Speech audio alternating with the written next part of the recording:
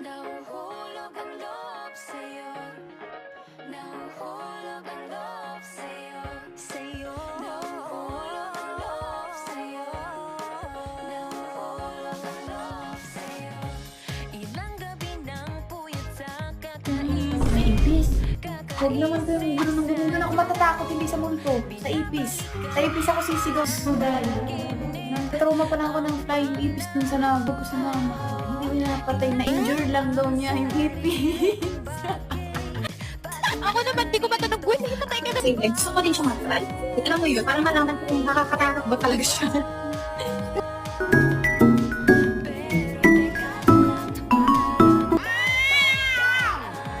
Ang tagal namin magkakasama sa iisang bahay, kaya ganito kami ka-close, kaya huwag niyong bibigyan ng mali siya. Yo!